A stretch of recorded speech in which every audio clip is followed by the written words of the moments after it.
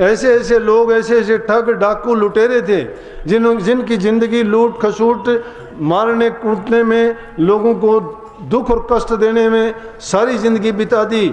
लेकिन जब वो संतों की शरण में आए तो उनके खोटे कर्म एक पल में कट गए, और जब महापुरुषों की मेहर उन पर फिरी तो उनको महापुरुष अपने जैसे ही बना के संसार में भेज दिए, जो जीवों के कर्म काटने वाले बन गए। प्यारी साध संगत जी, राधा स्वामी जी, जो आज का सत्संग का विषय है उसमें महाराज जी ने बताया कि हम किस तरह गृहस्थ जीवन में रहकर भक्ति कर सकते हैं और भक्ति करने के क्या क्या लाभ मिलते हैं।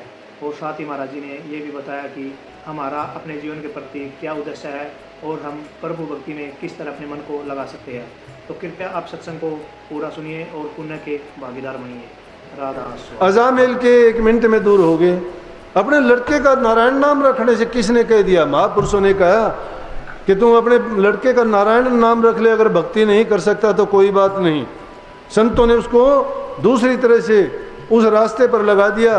और आखिरी वक्त में जब अजामिल कहने लगा नारायण आना, मुझे दुख देते हैं, ये जमदूत मुझे लेके जाते हैं, मुझे बचा, और कहते हैं कि नारायण नाम प्रभु का है।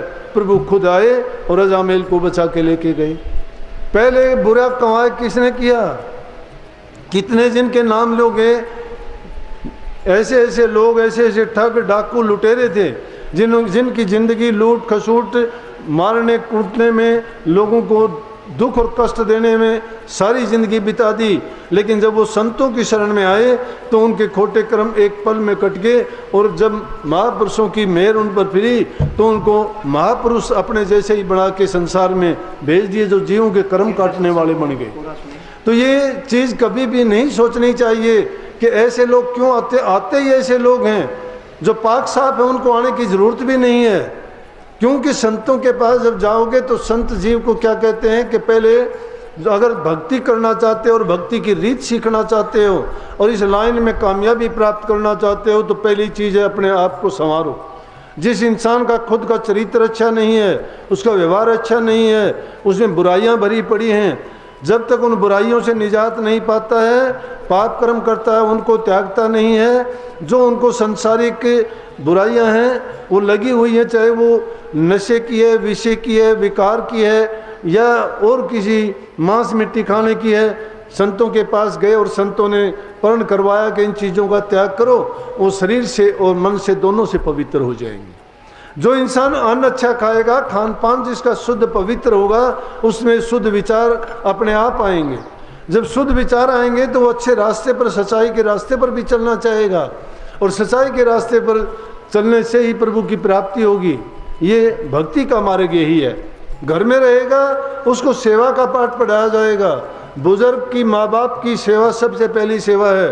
मंदिर मस्जिद गुरुद्वारों में ना भटको, ना गुरुओं के पास सेवा और पूजा करो उनकी बेशक भी, लेकिन अगर माँ बाप की तुमने सेवा कर ली और उनसे तुमने आशीर्वाद प्राप्त कर लिया तो समझो कि आपने सब कुछ प्राप्त कर लिया, प्रभु की प्राप्ति कर ली है। क्योंकि हम सब उसी के बनाए हुए हैं। जब उनकी बनाए हुए उनकी संतान से प्रेम करेंगे हम, तो हमसे अपने आप ही प्रभु प्रेम करेंगे। और जब अपने आप को समर्पित उनके कर देंगे और गलत चाह भी हमने उठा ली तो हमारी गलत चाह को पूरी नहीं होने देंगे। संतों की शरण में आने के बाद अगर हमने फिर भटकना चाहेंगे, भटकने नहीं देंगे। किस प्रकार से? जिस प्रकार से नामदेव जी के साथ हुआ।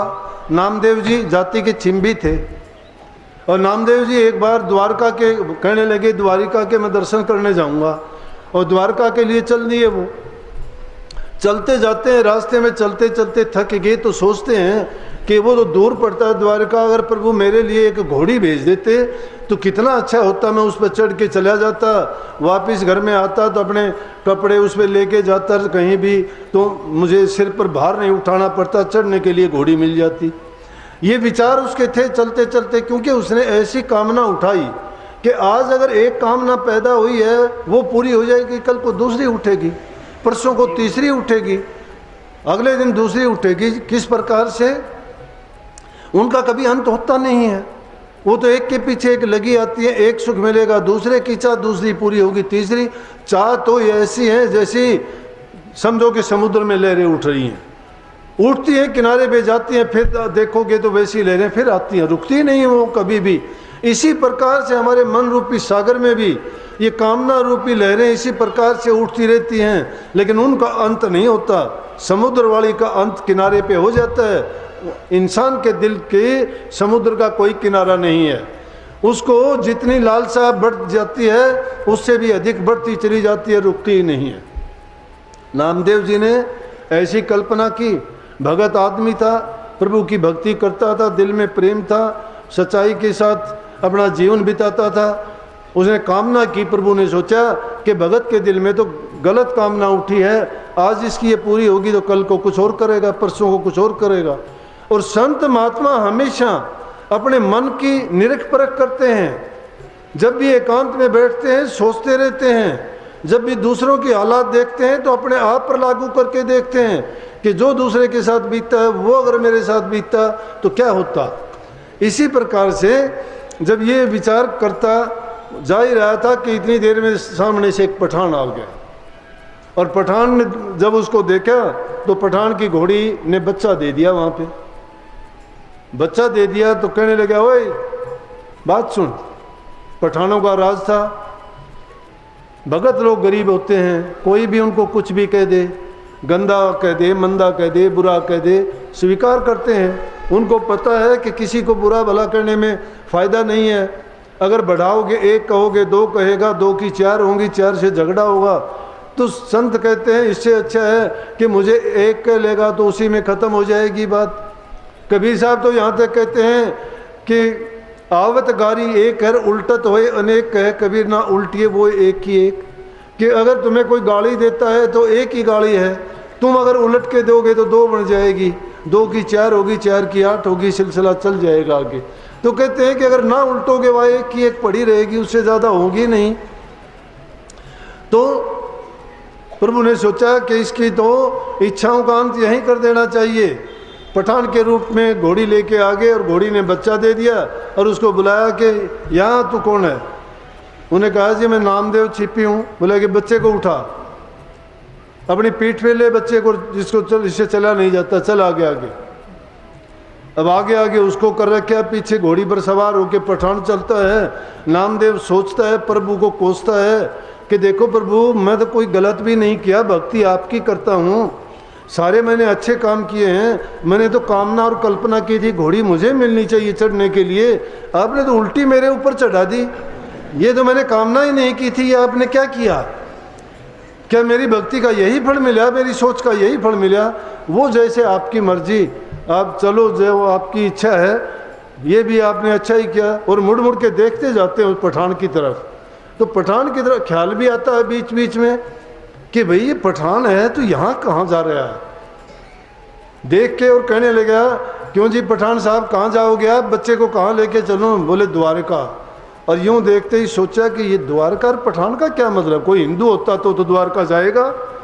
सोचा कि इसने तो बड़ा मजाक किया, हो नो ये प्रभु है, ये परमात्मा मेरे साथ खेल कर रहा है।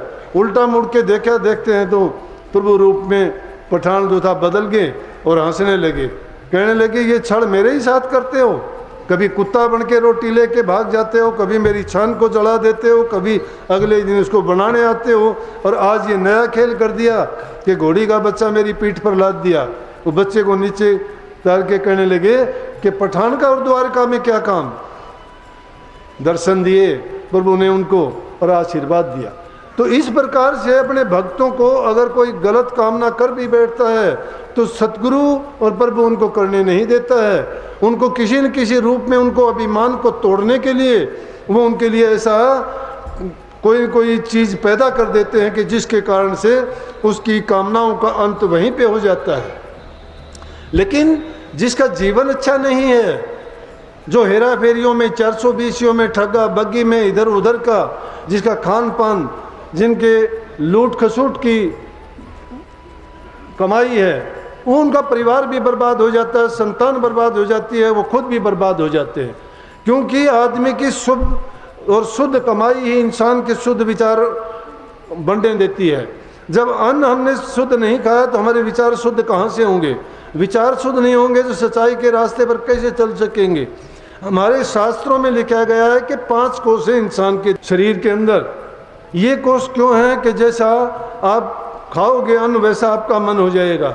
अगर शुद्ध अन्न खाया है तो शुद्ध मन होगा, और अगर अन्न गलत खा लिया तो आपके विचारों को भी बर्बाद करके रख देगा, ऐसे विचार पैदा कर दिया जैसा उस अन्न में गुण था। इसलिए पहली आदमी की अपनी शुद्धताई है, उसके बाद घरों में प्यार प्रेम शांति, बुजुर्गों की इज्जत कदर है। जो इंसान ऐसा करता है उसके लिए भक्ति करना बड़ा आसान है। नहीं तो क्या कही है कि भक्ति करना कठिन है खांडे की धारा। ये बहुत कठिन है, आसान नहीं है ये रास्ता। कोई भी आदमी जिसका कोई ज्ञान गिनती नहीं, जिसको कोई कुछ जानता नहीं, वो भी मन में आएगा, कुछ कह के चला जाएगा। ये फकीरी ऐसी चीज़ है, फकीरी का मतलब फक्कड़ है, जिसको अपनी परवाह नहीं। किसी ने गाली दे दी तो भी स्वीकार है, किसी ने इज्जत मान दे दिया तो भी उसके लिए अच्छा है, किसी ने जो कह दिया उसी को स्वीकार कर लिया। क्यों कर लिया? वो सोचता है कि मेरे प्रभु को, मेरे मालिक को, मेरे लिए जो चीज़ स्वीकार थी वही तो मेरे लिए भेजी है। अगर उसके लिए कष्ट आता है तो उसको तोहफा समझ के स्वीकार करते हैं, अगर उसके पास सुख आता है उपहार समझ के मान लेते हैं, लेकिन ना वो सुख के लिए कभी प्रयासरत रहते हैं, ना दुख की कभी परवाह करते हैं, और ना शिकायत करते हैं। लेकिन इस अवस्था को प्राप्त करने के लिए रहबर की जरूरत है, और रहबर कौन है? गुरु है। गुरु जब बाहर से गुरु की बात मानोगे तो अंतर में चले जाओगे, और अंतर में जब जाओगे तो नाम का अभ्यास जब करोगे तब आपको यकीन आएगा कि बाहर वाले गुरु में क्या ताकत है। जब तक आप अंदर में नहीं जाते बाहर के गुरु का महत्व नहीं समझ सकते। मन जब तुम्हारा एकाग्र हो जाएगा, और एकाग्र जब होने पे नूरी गुरु दिखाई देगा, और उसमें साक्षात रूप में यही गुरु जब अंदर में प्रकट होके तुम्हें शक्ति देगा, ताकत देगा, और तुम्हें उन रूहानी मंडलों पे लेके जाएगा जहाँ अलौकिक चीज़ें, ऐसे ऐसे दृश्य और नज़ारे आपको दिखाई देंगे, जहाँ शब्द की धुन सुन के हमारी सूरत मगन हो जाएगी, जहाँ आनंद ही आनंद है, अमृत रूपी बूंद का आहार करेगी ये सूरत। इसको ज़रूरत ही नहीं रहेगी दुनिया के सब रंग रास और आनंद इसको फीके लगेंगे। तो उनमें शब्द सप्रस रूप रसगंध में डूबने की जरूरत नहीं है। नाम रस जिसको मिल जाता है वो यूँ समझो कि यहाँ रहते हुए संसार के तो सब रस फीके हैं, और इसको अमृतत्व की तरफ लेके चला जाता है, जहाँ जाने के बाद में कभी ये जीव ना मरता है और ना ही इसका जन्म होता है। उसी के लिए तो सब संतों ने, महात्माओं ने प्रयास किए हैं। और इस युग में तो संतों ने इतनी कृपा की है जीव पर कि इनको ये बता दिया कि तुम कोई भी काम छोड़ने की ज़रूरत नहीं, घर छोड़ने की ज़रूरत नहीं, अपने कोई भी जो परिवार है उससे अलग रहने की ज़रूरत नहीं। अपने कर्तव्य को सबको निभाते रहो, सारे काम पूरे करते रहो, लेकिन वो सच्चाई के साथ, ईमानदारी के साथ, और घर में रहते हुए जब सारे काम करते हो तो प्रभु की भक्ति करने में क्यों हिचकिचाते हो? सबसे ज़रूरी काम को तो हम भूले बैठे हैं। ये संसार के काम तो यहाँ शुरू हुए हैं, यहीं ख़त्म हो जाएंगे। जब समझ नहीं थी हमें तो एक भी काम नहीं था। छोटा बच्चा होता है उसको पता ही नहीं क्या काम है, लेकिन जब उसको समझ आने लगती है उतने ही काम उसके बढ़ते चले जाते हैं। जो जो बढ़ता है त्यों त्यों काम बढ़ते चले गए। इसी प्रकार से कर्म की जड़ काटने के लिए जो जो उनको छोड़ते चले जाओगे वो ढीले होते चले जाएंगे। कर्म करो लेकिन अच्छे करो, किसी को दुख ना दो, जबान से किसी को बुरा ना कहो। तीन ही चीज़ों में हमारे शास्त्रों में ये कहा है कि जीव का कल्याण है। तन की पवित्रता सेवा करने से है, मन की पवित्रता नाम के भजन करने से है, और धन की पवित्रता दान पुण्य करने से है। भूखे गरीब की मदद करते हो, तुम्हारे पास धन है तो किसी गरीब की ज़रूरतमंद की धन से सेवा करो। जब उसको सुख मिलेगा तुम्हें वो दुआ देगा। परमात्मा भी देख के कहेगा, तुम्हें एक अच्छा करने की रीत पड़ेगी, तुम्हारे दिल के अंदर दया आएगी। दया है वहाँ धर्म है, धर्म का मूल ही दया है। दया धर्म का मूल है, पाप मूल अभिमान। जिसके दिल में अभिमान है वो पाप ही पाप है। अभिमान जब आ जाता है इंसान को सब चीज़ों से गिरा देता है। और अभिमान किस चीज़ का करना?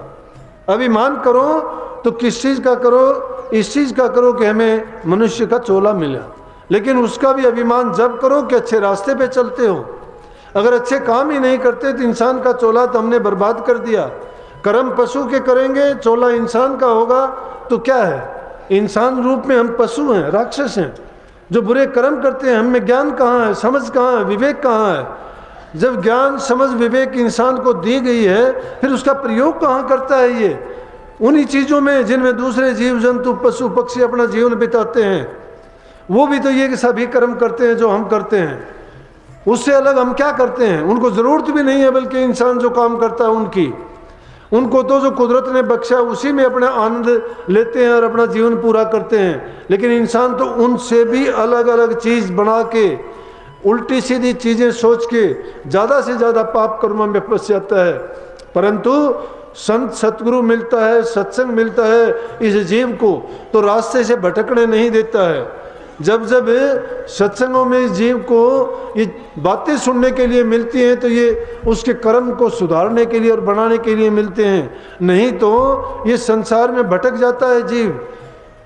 जिसके पास जैसा जाएगा, जैसी संगति करेगा, वैसा रंग चढ़ जाता है। इसलिए संतों का संग करने के लिए कहा कि संग जिस इंसान का बिगड़ जाता है, उसका सब कुछ बर्बाद हो जाता है। जिसका संग अगर अच्छा मिल गया, तो उसको चाहे और कुछ खुद प्रयास करने की जरूरत नहीं है, उसके कुछ ना कुछ अच्छा उसको मिल जाएगा।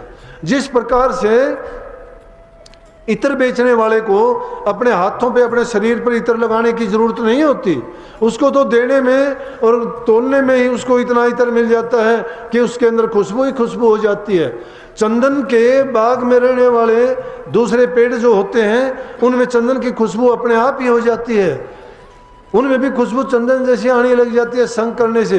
अरे चुंबक को लोहे से घिसने से उसमें भी चुंबक के गुण आ जाते हैं। इसलिए संतों का संग करने से इंसान के अंदर भी प्रभु की भक्ति के, उनसे प्यार के, श्रद्धा के, विश्वास के और अधर्म से बचने के गुण आ जाते हैं। दूसरे जीवों के प्रति दया और प्रेम करना उनकी एक आदत बन जाती है। दया प्रेम करना ही प्रभु की सच्ची भक्ति है। और वास्तव में अगर भक्ति का स्वरूप जानना चाहते हो तो प्रेम ही है। प्रेम सबसे करो, प्रेम के अलावा कोई चीज नहीं है। मीराबाई ने प्रेम ही तो किया था, जितने भी थे सब ने प्रेम किया। मीराबाई ने प्रेम किया, प्रेम में दीवानी होगी, और उस दीवानी होने के कारण उसने कुछ भी नहीं समझा। माँ बाप कहते हैं कि बेटी ये ना कर, लेकिन प्रेम में दीवानी है, कहती है मुझे पता ही नहीं है। शादी कर दी गई, उसके ससुर ससुराल वाले कहते हैं कि तू इस पचड़े से निकल, तू क्या भक्ति करती है? बोली कि उनके सिवाय कुछ है ही नहीं। जब उसका प्रेम लग गया, प्रेम में कितनी दीवानी है कि उसको जहर दिया गया। जहर कहते हैं कि चरना में थे ले ले, और ये श्री कृष्ण जी ने तेरे लिए भेजा है। उस जहर को भी पी गई तो जहर असर नहीं करता है। डिब्बी में उसको सांप डाल के दिया और कहने लगे कि ये ले तेरे लिए हार भेजा, इसको पहन ले। उस सांप में भी देखती है तो वो भी उसको गहना नजर आता है। अरे प्रहलाद भगत को खंबे से चिपकाते हैं, गर्म खंबे पर चींटियां चलती दिखाई देती हैं। जब तुम किसी चीज के, किसी के हो जाते हो तो तुम्हारे लिए अपने आप रास्ता साफ हो जाता है। परंतु विश्वास हमारे दिल में ही नहीं है, प्रेम हमारे दिल में पैदा नहीं हुआ, श्रद्धा जब तक नहीं है, यकीन जब तक नहीं है, विचारों की सचोटी नहीं है हमारी, तब तक यूं समझो कि हमारा क्या करा सब नष्ट है, बेकार है। क्योंकि विचलित है, हम मन के गुलाम हैं। तो संतों ने कहा कि मनमुख ना बनो, गुरुमुख बनो। गुरुमुख बनने का मतलब है कि गुरु की आज्ञा में बरतो, गुरु भक्ति करो। और गुरु भक्ति क्या है? गुरु के सत्संग को ध्यान से सुनने के लिए आपका बहुत बहुत धन्यवाद। हम आशा करते हैं आपने सत्संग को बड़े प्यार से सुना होगा। कृपया सत्संग की इन बातों को अपने जीवन में अवश्य उतारिए, ताकि आपका जीवन सफल हो सके। और अगर आपको सत्संग अच्छा लगा तो कमेंट में राधा स्वामी लिखकर पुण्य के भागीदार अवश्य बने। राधा स्वामी।